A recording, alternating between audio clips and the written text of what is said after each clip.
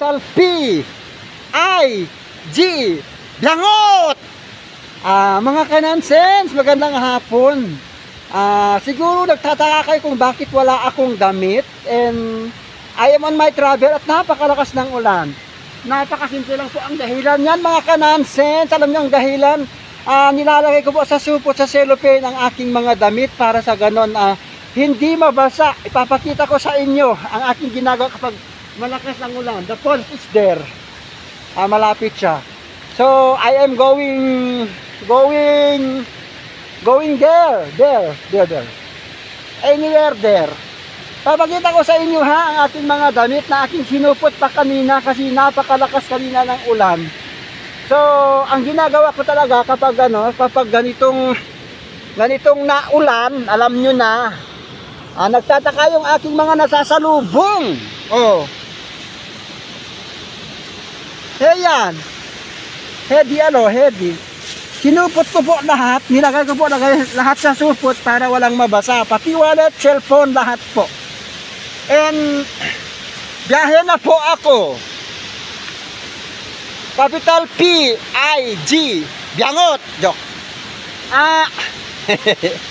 Natawa din ako dun sa sinabi nung yung friend kong natalo sa election.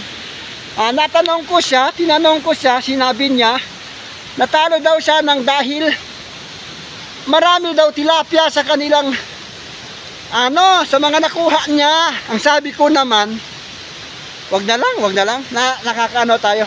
Anyways, sa inyo pong lahat ng aking mga follower, subscriber, maraming thank you. Hindi po ako makakapag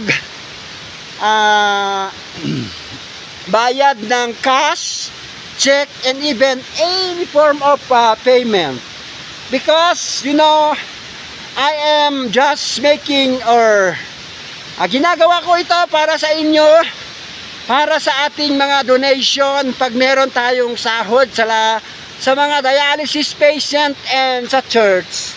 So again, that is why I remove my dress because I don't want na mabasa. Ayun. So,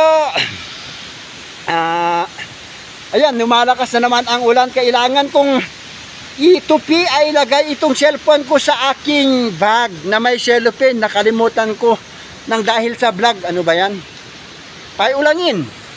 Ayun po. Maraming salamat po ha. Tanang aming kide. Cuse po. Ayun. Bye-bye. Good night. Thank you.